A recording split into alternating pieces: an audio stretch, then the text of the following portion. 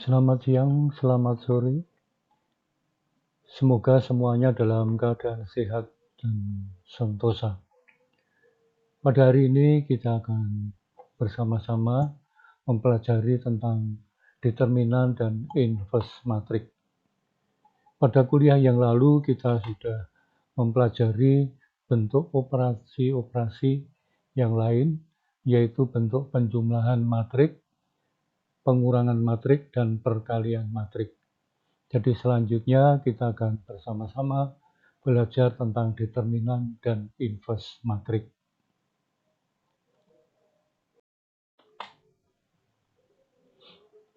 Definisi dari determinan di sini menunjukkan bahwa determinan itu mempunyai peranan penting dalam mencari inverse, kemudian penyelesaian persamaan linear, dan penentuan persamaan karakteristik, terutama di sini adalah mencari nilai eigen atau eigenvalue. Jadi pada kuliah kali ini diberikan cara mencari determinan dan inverse secara manual. Kalau kita mempunyai persamaan linear dengan dua bilangan tak diketahui x1 dan x2 seperti terlihat di sini, maka A11x1 ditambah A12x2 sama dengan B1.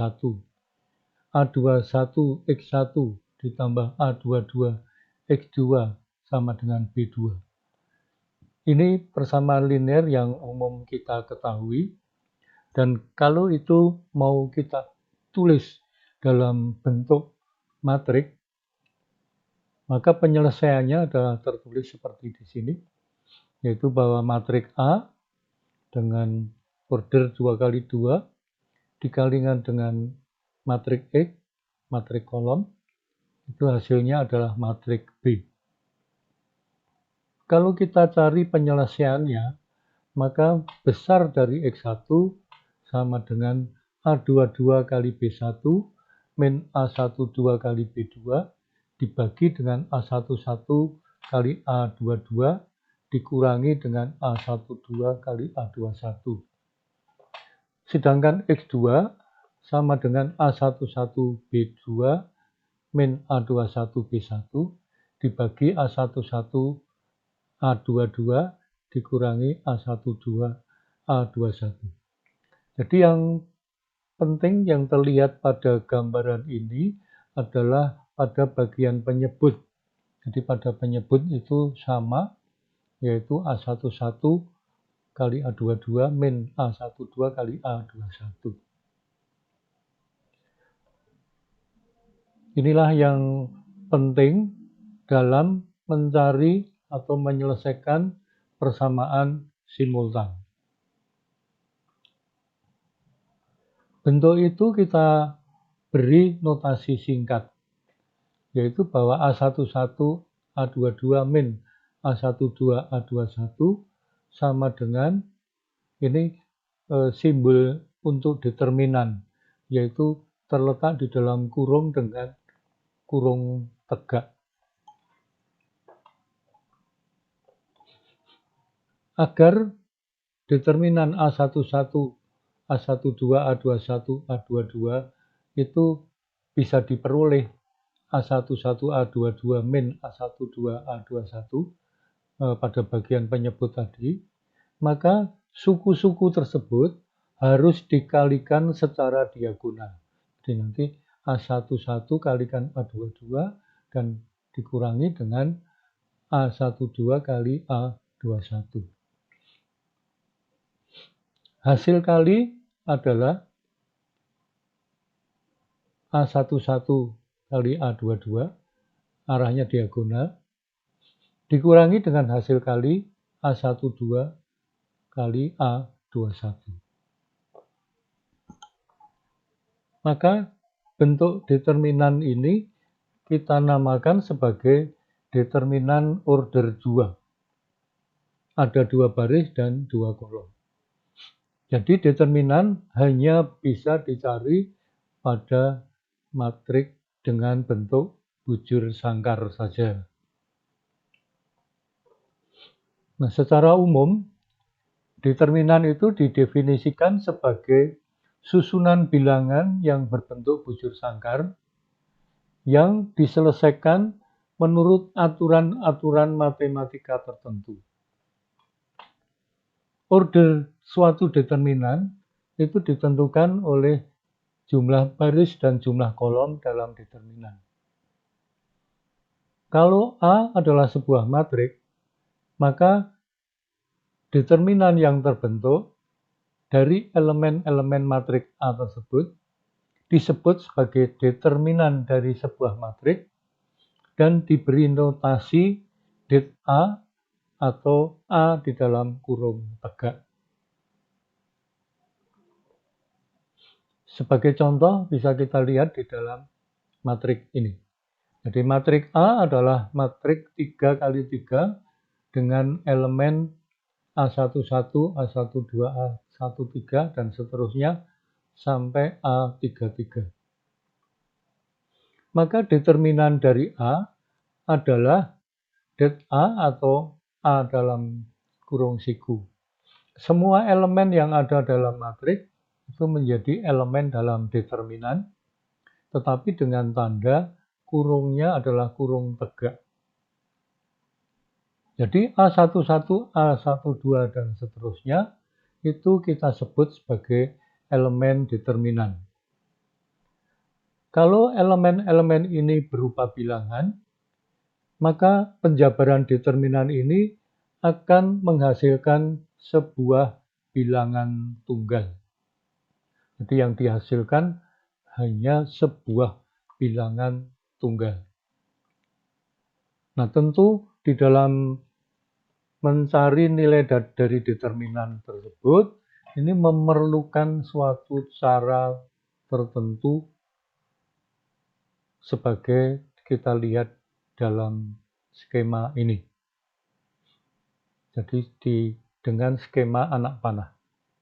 Jadi pada contoh yang pertama, ini adalah pada determinan 2 kali 2. Maka perkaliannya adalah perkalian menyilang. Jadi A11 kalikan A22. Nah, di sini tandanya positif. Sedangkan perkalian ke arah kiri itu tandanya negatif. Jadi A12 kali A21. Kemudian pada determinan order 3. Bisa kita gambarkan dengan tambahan di sebelah kiri untuk sebelah kanan untuk memudahkan pengertian. Maka perkaliannya adalah menyilang, kita ambil pada diagonalnya. Perkalian yang ke arah kanan itu tandanya positif. Kemudian perkalian ke kiri itu tandanya negatif. Demikian gambaran dari perhitungan determinan itu. Kemudian untuk menghitung determinan, kita blok salah satu baris maupun kolom, terserah mana yang mau diambil. Bisa baris pertama, bisa baris kedua, bisa baris ketiga. Atau kolom pertama, kolom kedua, atau kolom ketiga. Nah, tentu di dalam perhitungan determinan ini memerlukan sebuah cara perkalian secara khusus. Jadi kalau saya mengambil baris pertama, maka perkaliannya nanti adalah ini saya tutup. Ini saya tutup, ke sini juga ditutup. Maka nanti A11 dikalikan dengan yang ada di luar yang di blok, yaitu A22 kali A33 dikurangi A23 kali A32. Kita peroleh yang ini. Kemudian A12 ini kita tutup di sini dan di sini. Sama seperti tadi, A12, kemudian perkaliannya yang tidak diblok yaitu A21, A23, A31, A33. kita peroleh ini. Kemudian A13 diblok, demikian perkaliannya yang bagian tidak diblok itu. Perlu diberi penjelasan bahwa di sini ada perjanjian tanda. Jadi yang pertama, pada elemen 11 atau ini tandanya adalah positif. Berikutnya adalah negatif, positif kembali. Jadi untuk A, IJ, I ditambah J genap, itu tandanya positif. I ditambah J negatif, itu tandanya adalah negatif. Kita lihat pada contoh ini. Ini adalah determinan order 3 kali 3. Saya ambil pada baris pertama. Maka ini akan menjadi pengali. Maka hasilnya adalah 1. Kemudian yang ada angka 1, elemen satunya, itu kita blok. Baik horizontal maupun vertikal. Maka yang tidak diblok itu adalah sebuah determinan baru. Kemudian 3. Karena ini 1, 2, maka ganjil, maka tandanya negatif. Kemudian ini saya blok. Yang tidak diblok adalah 4, 7, 2, 8. Kemudian 2. 2 kalikan, ini diblok, 4, 5, 2, 4. Kemudian hasilnya kita kalikan menyilang. Jadi yang penting dipahami adalah bahwa di sudut kiri atas itu positif. Pergantian tanda berselang-seling. Maka 1 dikalikan dengan 5 kali 8 min 7 kali 4. Hasilnya ini. Kemudian min 3, 4 kali 8 dikurangi 7 kali 2. Ditambah 2 kali 4 kali 4 dikurangi 5 kali 2. Hasilnya adalah min 30. Ini adalah sebuah bilangan bulat. Dan hanya ada satu nilai tunggal. Nah, apakah perhitungan itu hanya bisa dilakukan pada baris pertama? Tentu tidak. Kita bisa menggeser ke baris kedua, ketiga, atau kolom 1, kolom 2, atau kolom 3. Tetapi dengan perjanjian tadi, bahwa tanda di sini menentukan. Di sini positif, negatif, positif. Kalau saya mengambil di sini berarti ini negatif, positif, negatif. Ini positif, negatif, positif. Nah, melihat dari contoh perhitungan tadi, maka ada yang dinamakan dengan minor dan kofaktor. Ini perlu pengertian tentang minor dan kofaktor untuk menyelesaikan determinan itu secara manual. Kalau kita memiliki sebuah determinan, maka nanti akan diperoleh sebuah minor, yaitu sebuah determinan lain yang dibentuk dengan menghilangkan kolom dan baris dengan jumlah yang sama banyak dari determinan semula. Order sebuah minor itu ditentukan oleh banyaknya baris dan kolom pada minor itu sendiri. Contoh, dari suatu determinan order 4, jika dihilangkan satu baris dan satu kolom, akan diperoleh minor order 3. Nah, jadi di sini menghilangkan itu artinya kita blok pada baris dan kolom yang memiliki elemen yang mau kita hitung.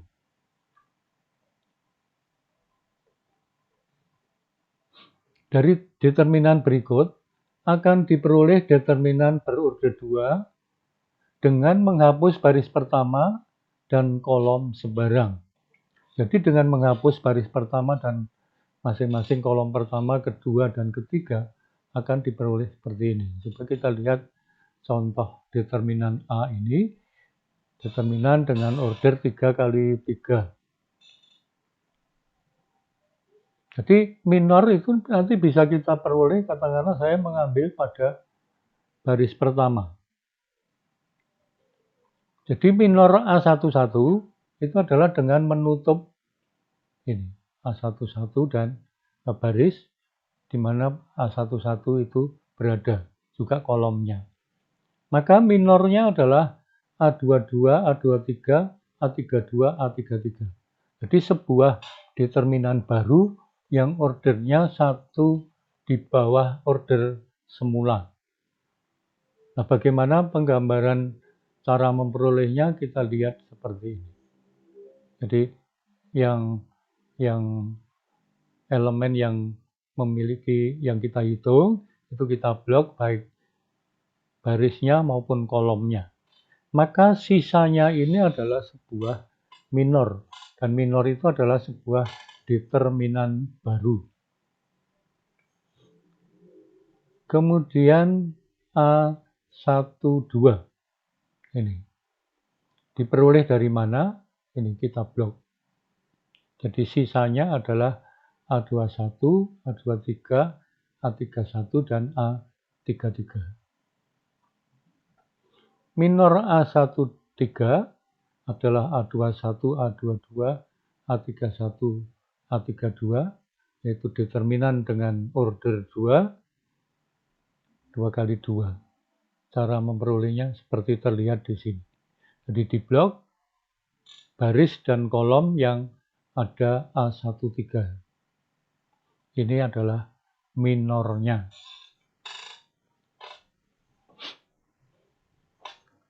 Jadi minor utama sebuah determinan adalah minor yang terbentuk jika baris dan kolom yang dihilangkan mempunyai kedudukan yang sama.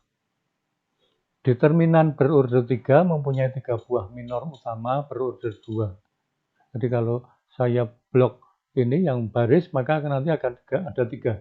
1, 2, 3. 3 buah minor.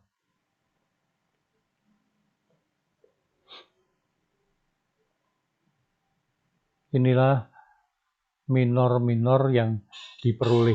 Nah, nanti di dalam menghitung determinan, nanti ini akan kita kalikan secara menyilang dengan aturan-aturan yang sudah dijelaskan tadi.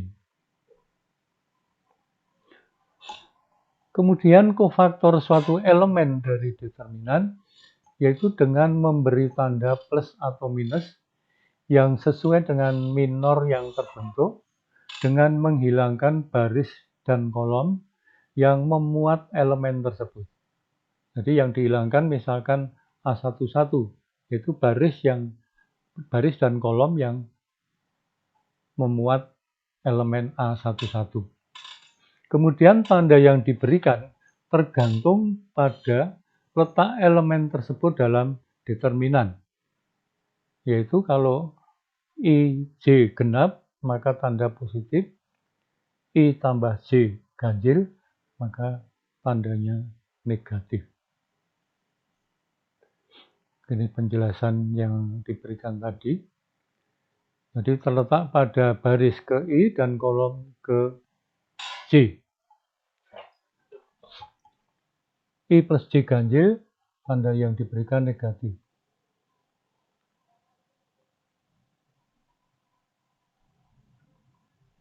Kemudian dapat kita gambarkan dalam bentuk skema ini.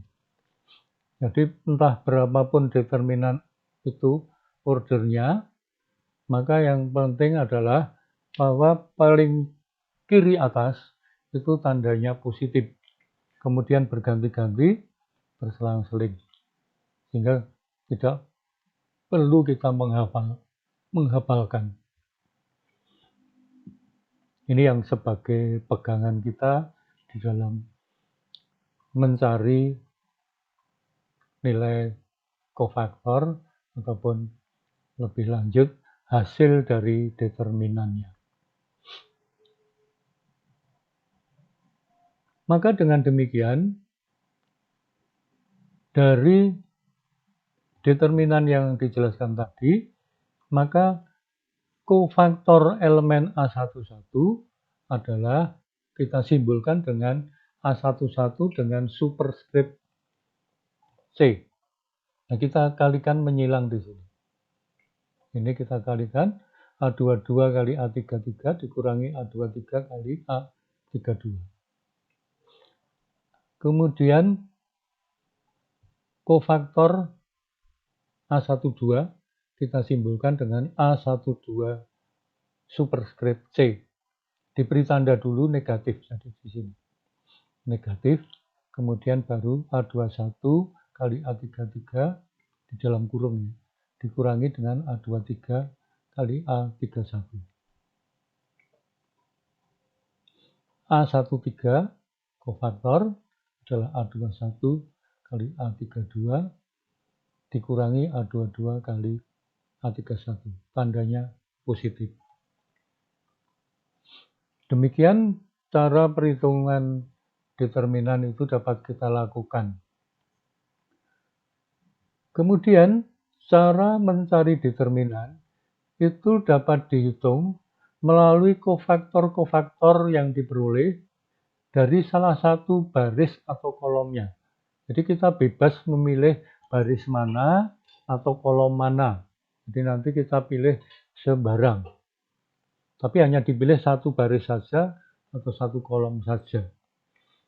Kemudian setiap elemen dalam baris atau kolom tersebut kita kalikan dengan kofaktor-kofaktor dari elemen tersebut. Nah, jumlah dari hasil kali itu yang kita kenal sebagai nilai determinan. Cara ini kita kenal sebagai cara penjabaran kofaktor atau penjabaran Laplacian. Jadi cara penulisannya bisa kita tuliskan seperti ini. Jadi determinan A sama dengan A11 kali kofaktor A11 dikurangi A12 kali kofaktor A12 ditambah dengan A13 kali kofaktor A13. Inilah hasil akhirnya. Sekarang kita gunakan contoh. Pada contoh ini, kita tidak menggunakan baris tetapi kolom. Dan kolomnya pun kolom kedua. Coba kita lihat di sini, maka tanda di sini adalah negatif. Maka saya masukkan ini min 7. Kemudian ini saya tutup, maka diperoleh 6, 4, 1, 5. Kemudian 8 tandanya positif. Ditutup, maka sisanya adalah 3, 2, 1, 5. Kemudian 9 tandanya negatif. Min 9, kemudian 3, 2, ini 3, 2, 6, 4. Inilah hasilnya, itu setelah kita kalikan, maka diperoleh dengan perkalian menyilang tadi, maka diperoleh min 78.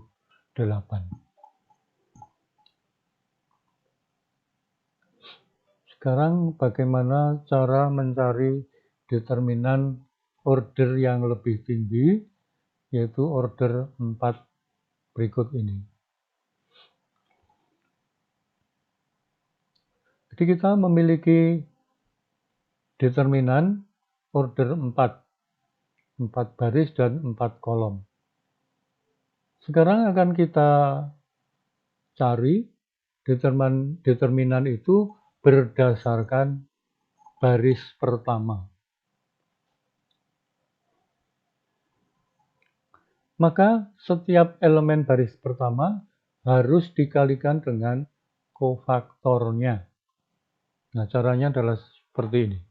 Kita ambil baris pertama, itu 2 min 3, 1, 2. Kita tulis di depan. 2 plus min 3 min, jadi min kali min 3, kemudian 1 plus, dan 2 min.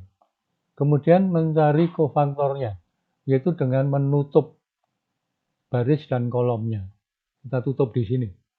Maka yang diperoleh adalah sebuah determinan dengan order 3 dengan elemen 3, min 4, 0, 1, min 1, 2, min 3, 0, 1. Ini.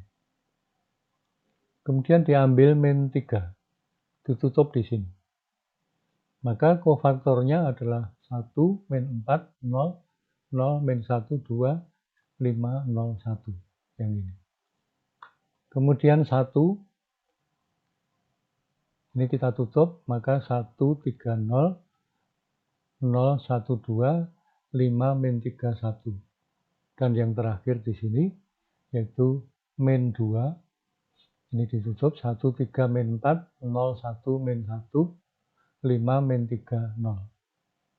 Nah, kita memperoleh sebuah, masing-masing sebuah determinan. Nah, cara selanjutnya bisa kita sederhanakan lagi. Jadi dapat dihitung dengan kofaktor lagi masing-masing. Jadi cukup banyak, ini nanti akan menghasilkan ini pertama, kemudian ini tiga perkalian lagi, ini 3 perkalian, sehingga ada sebanyak 4 kali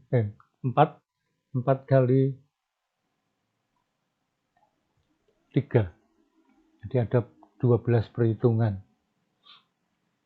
Jadi kalau kita hitung nanti, kita hitung ini satu persatu ya. Jadi ini hasilnya dari mana ya harus kita tutup lagi, nanti ini tutup lagi, demikian.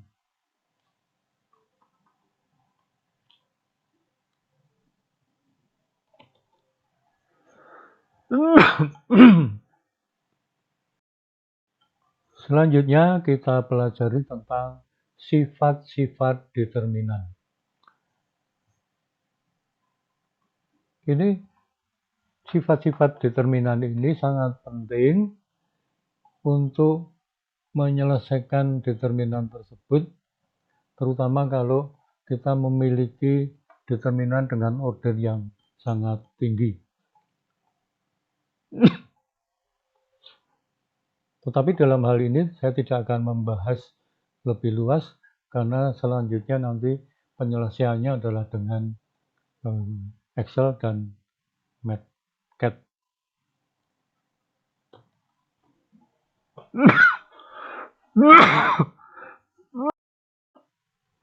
Sifat-sifat utama dari determinan. Jadi nilai determinan dapat diperoleh dengan mengalihkan setiap elemen dalam suatu baris atau kolom dengan kofaktornya dan menjumlahkan hasil kali itu. Jadi ini apa yang tadi kita pelajari.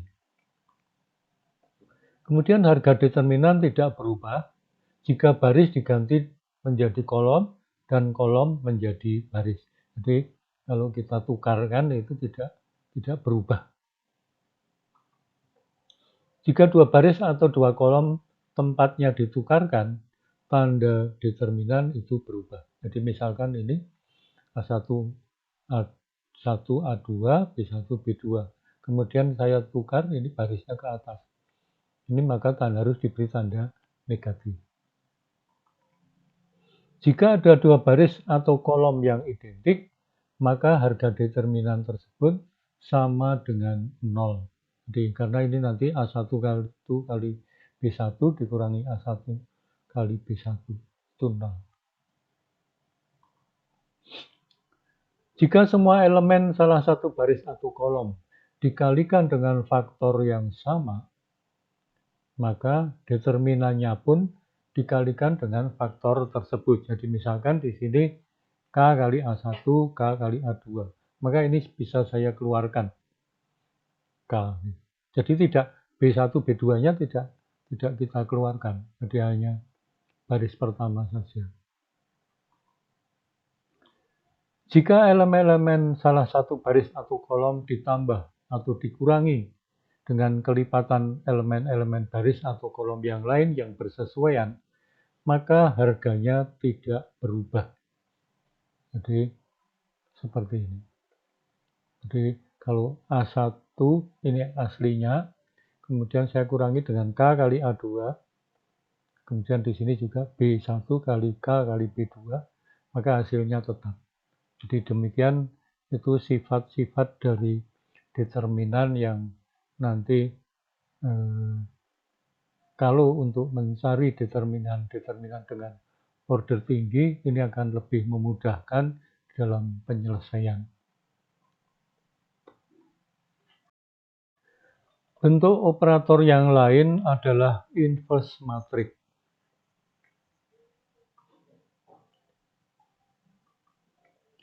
Inverse suatu matriks bujur sangkar A itu kita tulis sebagai A dengan subscript min 1. Dan itu didefinisikan sebagai matriks yang bila dikalikan dengan matriks asal akan menghasilkan matriks identitas I. Matriks identitas adalah matriks dengan diagonal nilainya 1 dan yang lainnya 0. Matriks inverse suatu matriks bujur sangkar yang berorder sama dengan matriks asal. Dan hanya matriks bujur sangkar itu yang mempunyai inverse. Jadi matriks segi 4 tidak akan bisa kita cari inverse-nya. Kemudian hubungan antara matriks asal dengan inverse-nya itu kita nyatakan sebagai A dot A min 1 sama dengan A min 1 dot A sama dengan I. Jadi kalau saya kalikan A dengan A inverse itu sama saja dengan A inverse dikalikan A, ini hasilnya adalah I.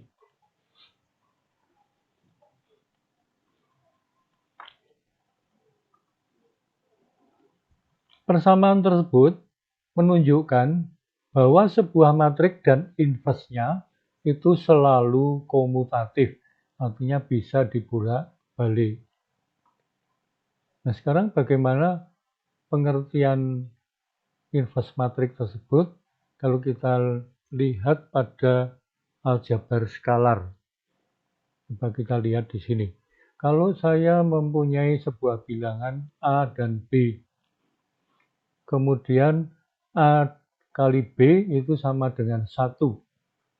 Maka kalau saya bagi, maka B itu sama dengan 1 per A.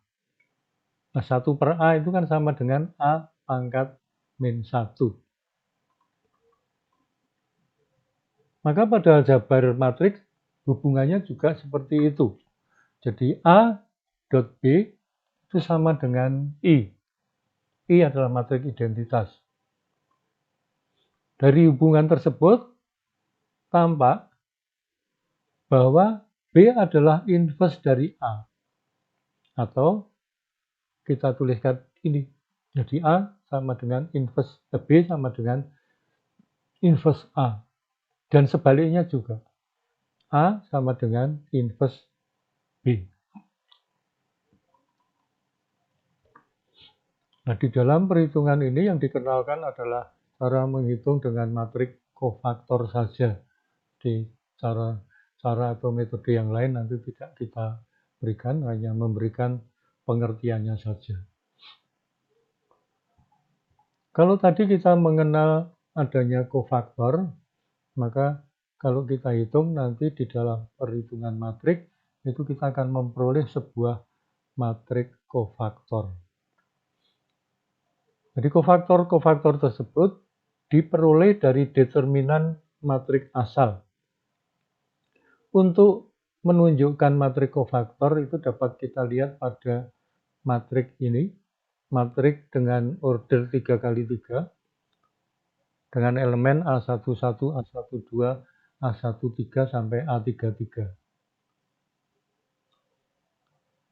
Matriks kofaktor dari A dengan notasi AC adalah AC, kemudian elemen-elemennya adalah kofaktor-kofaktor tersebut.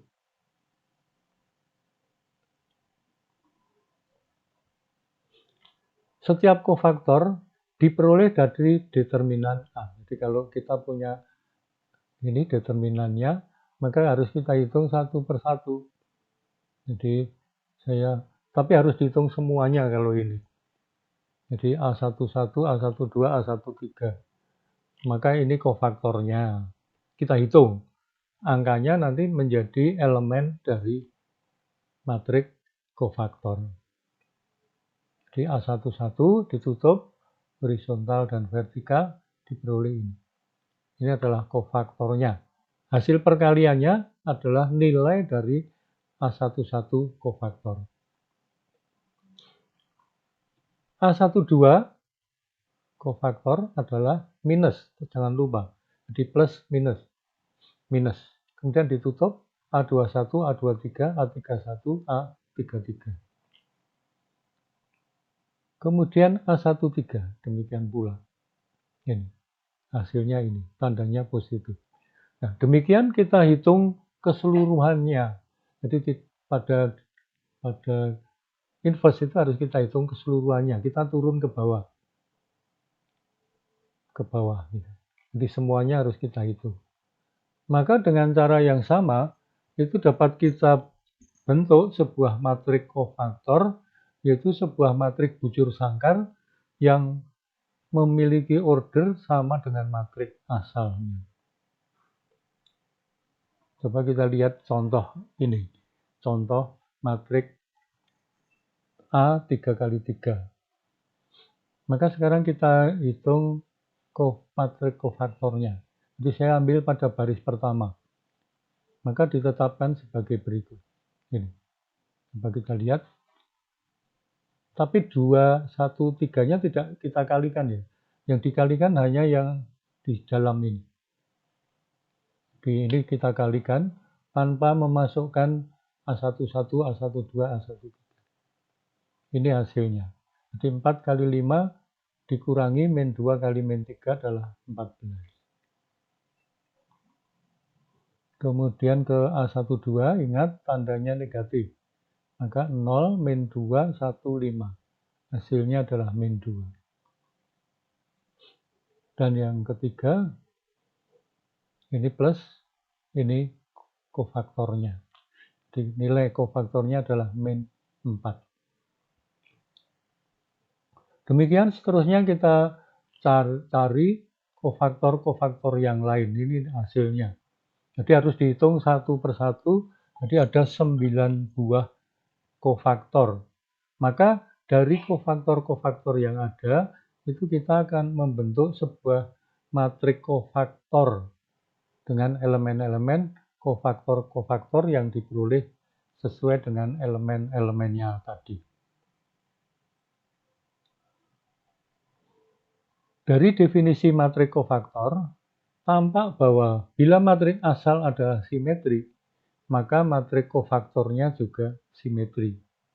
Demikian juga, bila matriks asalnya adalah diagonal, maka matriks kofaktornya juga diagonal.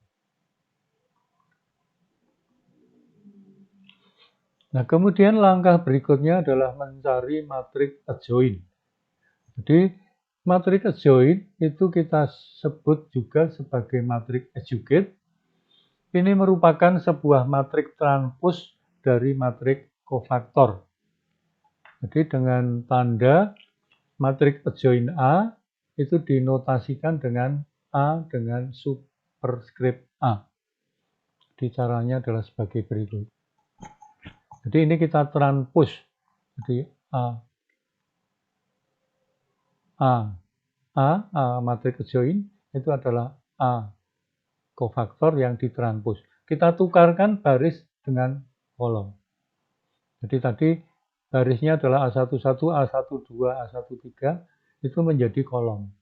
Nah, dengan penukaran kolom tersebut, dengan penukaran baris dan kolom tersebut, maka kita peroleh matriks adjoint-nya. Sehingga matriks adjoint-nya tadi, dari hitungan yang ada, itu tinggal kita tukar saja. Yang tadinya baris menjadi kolom, yang tadinya kolom menjadi baris. Inilah matriks adjoint-nya.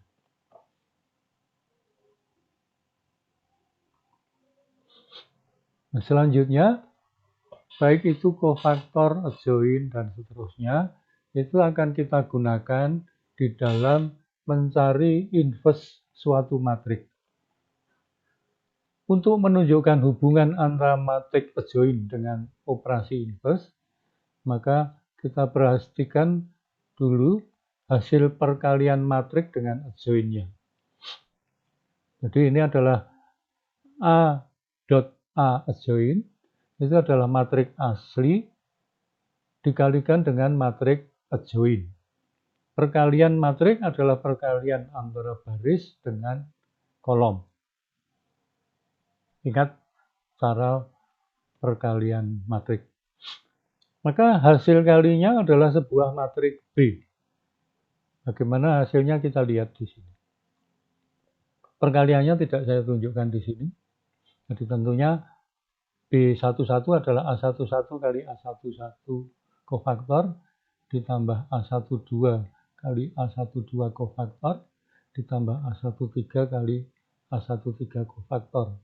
Kemudian melangkah ke sini, kemudian ini, dan seterusnya. Maka akan kita peroleh sebuah matrik baru B dengan elemen B11, B12, B13 sampai B33. Jadi elemen-elemen matrik B merupakan hasil perkalian antara baris-baris pada matrik A dengan kolom-kolom pada matrik A adjoint. Inilah hasilnya, jadi B11 itu hasilnya ini. Nah, dengan cara yang sama bisa kita hitung pada semua elemen-elemen yang ada. Jadi B11 itu identik dengan penjabaran dari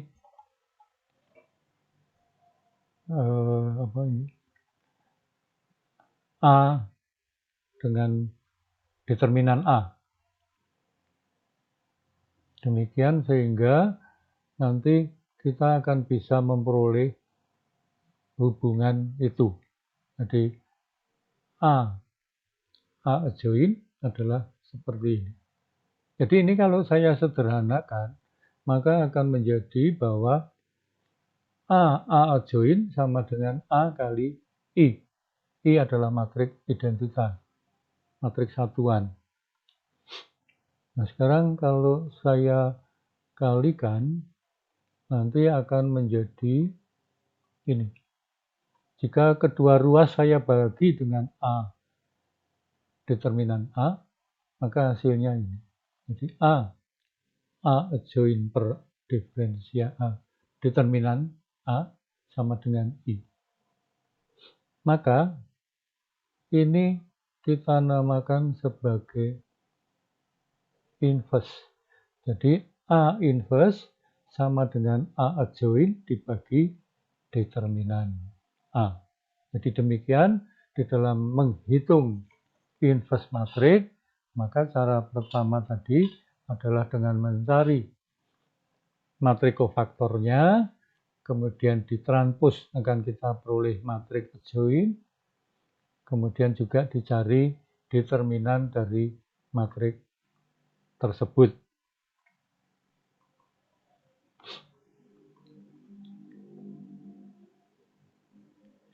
Persamaan ini menunjukkan bahwa inverse suatu matrik sama dengan matrik adjoint dibagi dengan determinan matrik tersebut. Nah, dari persamaan tersebut juga tampak bahwa inverse suatu matrik itu hanya dapat diperoleh kalau determinan matrik tersebut tidak sama dengan 0. Karena determinan A itu sebagai pembagi. Kalau 0 kan nanti hasilnya tidak diketahui. Nah, matrik yang memiliki inverse yang memiliki determinan sama dengan 0 itu kita namakan sebagai matrik singular dan tidak memiliki inverse. Nah, sekarang coba kita cari yang paling sederhana dari inverse matrik ini, dari matrik 2 kali 2. Nah, coba kita lihat di sini, kalau saya mencari kofaktornya kan ini kita tutup, maka hasilnya -4.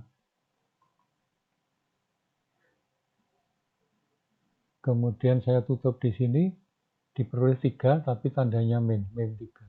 Ditutup di sini diperoleh min 1 tandanya negatif 1. Kemudian ditutup di sini tandanya 2. Ini adalah matrik kofaktornya. Matrik adjoinnya tinggal kita tukar posisinya. Baris menjadi kolom dan kolom menjadi baris. Kemudian dicari determinannya. Nah, determinannya dengan cara tadi, maka kita peroleh yaitu ini. Min 4 kali 2 dikurangi 1 kali min 3. Sehingga min 8 ditambah 3 sama dengan min 5. Maka kita bagi. Jadi adjoinnya kita bagi dengan determinan. Determinannya adalah min 5, maka hasilnya di min 1/5 kalikan min 4 1 min 3 2 atau hasilnya menjadi. Jadi demikian cara mencari inverse dari sebuah matrik. Tentu untuk matrik 2 kali 2 masih mudah. Kemudian untuk checking apakah inverse kita itu betul, maka kita cari dengan mengalihkan bahwa A dikalikan dengan A inverse itu hasilnya adalah matrik identitas. Silahkan dicoba sendiri dengan perkalian baris dengan kolom tadi. Hasilnya tentu sama dengan matrik identitas.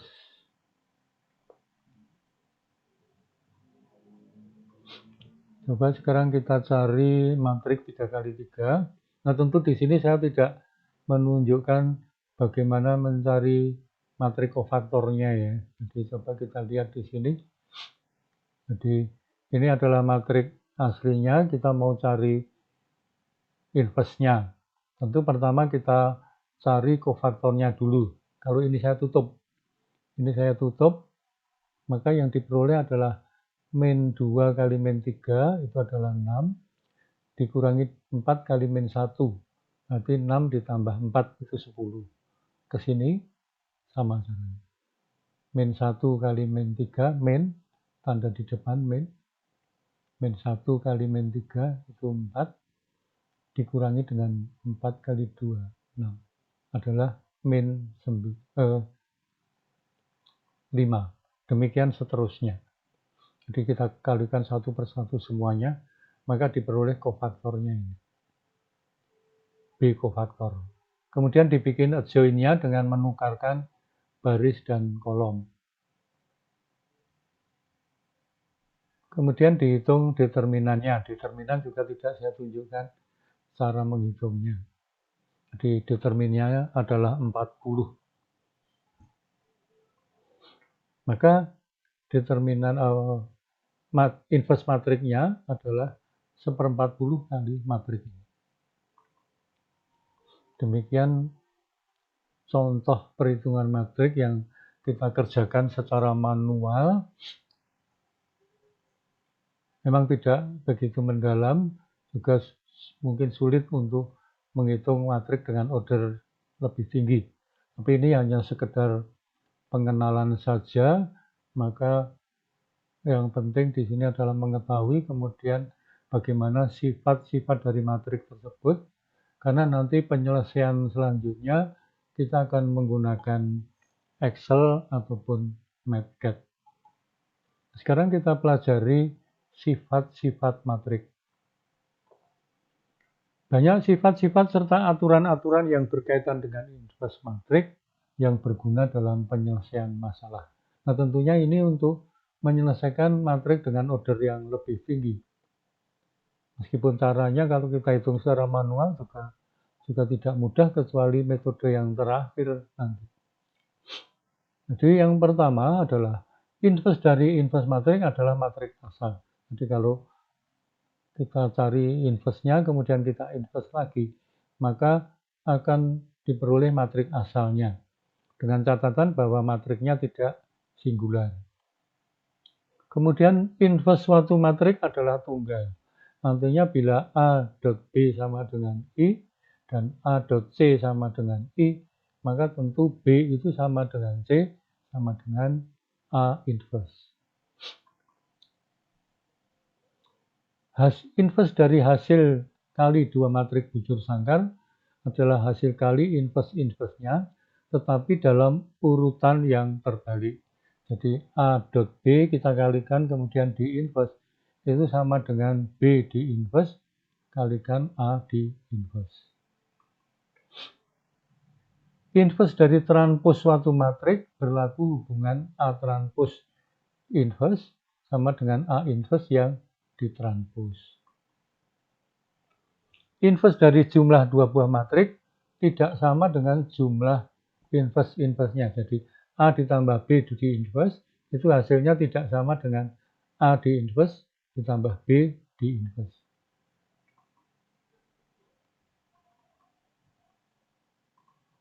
Demikian sifat-sifat dari inverse matriks. Jadi dalam materi kuliah hari ini kita telah mempelajari tentang bentuk-bentuk operasi yang terakhir yaitu determinan dan inverse yang sangat penting di dalam penyelesaian dalam matrik teknik sipil. Nah, selanjutnya pada kuliah yang keempat nanti akan ditunjukkan bagaimana cara menyelesaikan operasi-operasi matrik tersebut dengan menggunakan Excel serta MATLAB. Demikian kuliah pada hari ini. Semoga dapat dipahami dengan mudah dan semoga semuanya tetap sehat dan semangat. Terima kasih.